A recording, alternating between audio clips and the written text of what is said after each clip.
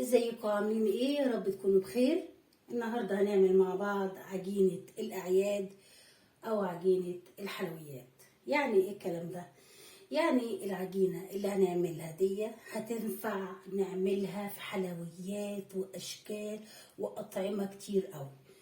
احنا هنعمل الاساس وبعد كده هنشوف حاجة حاجة من الحلويات اللي بتطلع منها.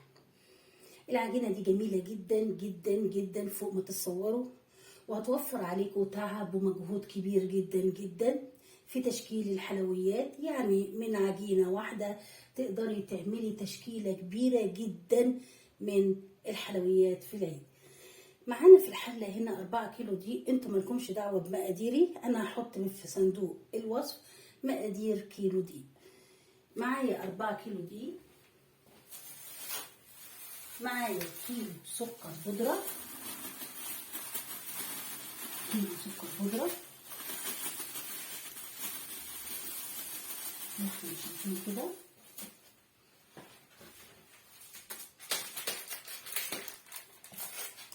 هنحط كيسين بيكنج باودر، دي مقادير 4 كيلو دقيق، كيلو سكر، كيسين بيكنج باودر،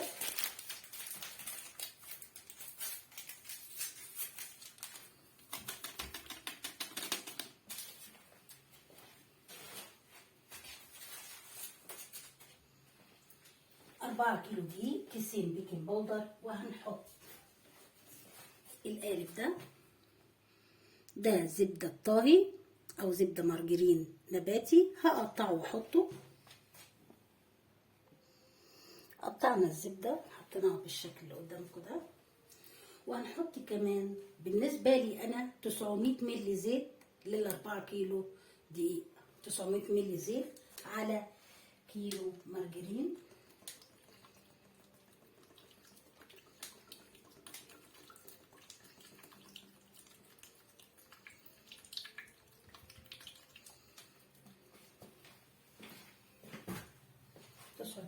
مللي زيت. وهنشغل حلة العجين بتاعتنا، بس هنحط كمان مكون يعزز النكهة، معلقة صغيرة ملح، معلقة صغيرة ملح. هشغل حلة العجين واخلي الخليط ده يبقى كريمي وعجينة بدون ماء.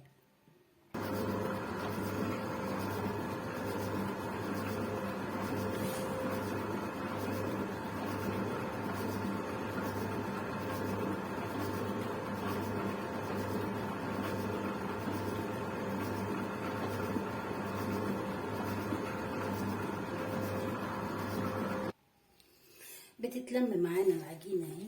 انا هحط كوباية نشا، كوباية نشا على العجينة دي كلها،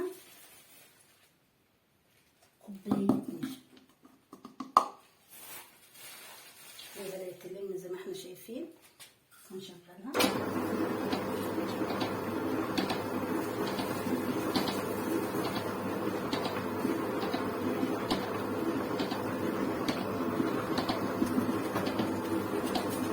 هنا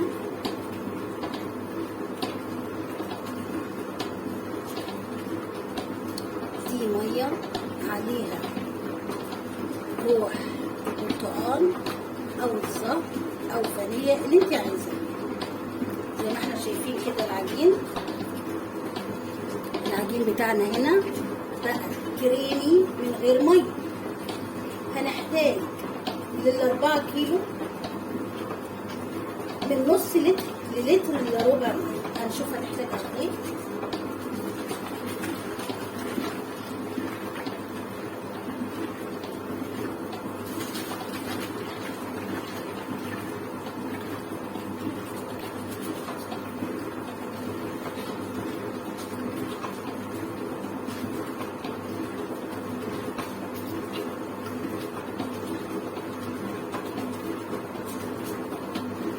انا حاطين 200 مللي 250 مللي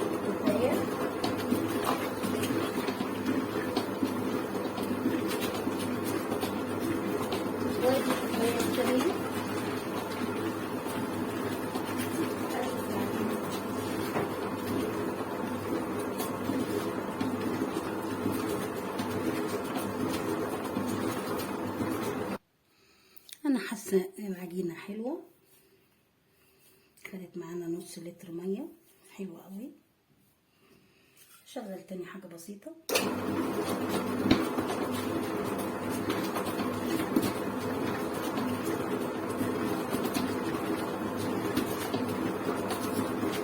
هنعمل بيها حلويات الكريسماس،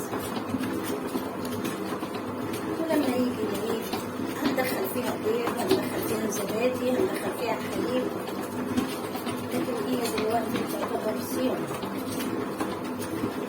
اقتصادية جدا جدا. خلاص لمت معانا، انا مش عايزة اكتر من كده، لمت الجوانب. هسيبها ترتاح 10 دقايق وبعدين نبدأ نشتغل مع بعض الانواع المختلفة. ادي العجينة بتاعتنا، هنستخدم في التشكيل البلية دي او النشابة دي زي ما انتوا شايفين، وممكن تستخدمي حاجة زي كده او حاجة زي كده او حاجة زي كده. كل دي تشكيلات ممكن تعمليها. العجينة بتاعتنا اهي، بنرش رش دقيق كده ونحط العجينة بتاعتي بالشكل ده، وادي كيس، وبناخد النشابة دي. طبعا انا مش باين معايا في الكاميرا العجينة، اوريها لكم. العجينة اهي، وبالبلية دي بنفردها وهي تحت الكيس.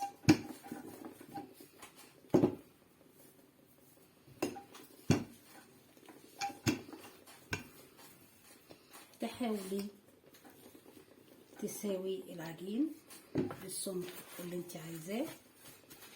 وادي البلية التانية بنمشيها كده عشان تدينا الشكل بتاعنا، وبنجيب حاجة زي دي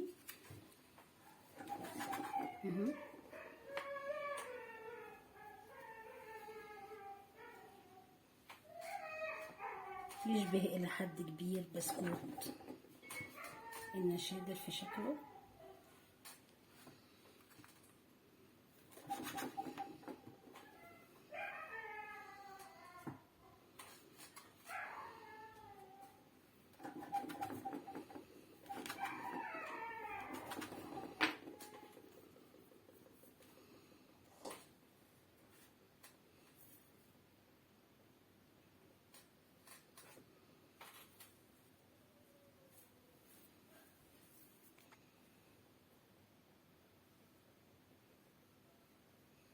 شايفين الشكل جميل ازاي؟ طبعا قلنا اللي ما عندوش النشابة دي هستخدم حاجة طباعة زي كده او طباعة زي كده او اي طباعة انت عايزاها. فانا بما اني عندي الشكل الجميل ده فلازم استغله طبعا. اهم حاجة الاساس بتاعنا وهي العجينة، هنعملها اشكال كتير جدا.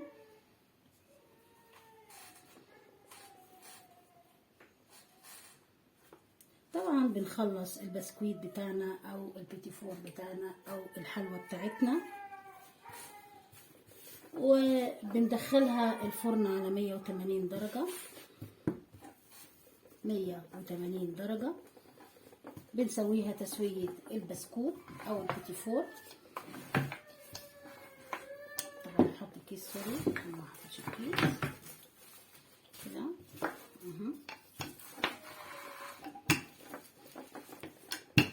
الكيس ده بيضمن لنا ان تكون العجينه ملساء وما فيهاش اي مطبات. عجينه ملساء وما فيهاش اي مطبات.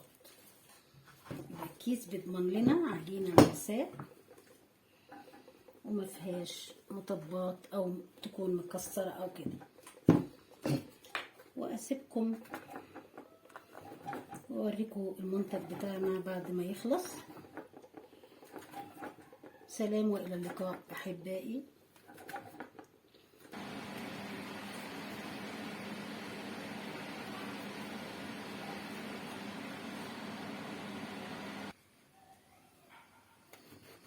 الشكل المدور.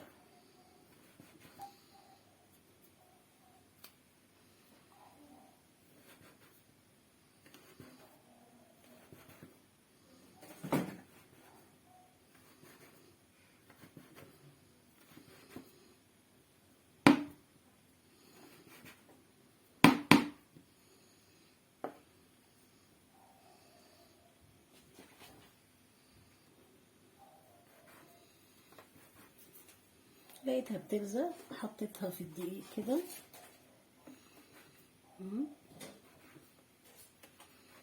بالشكل ده.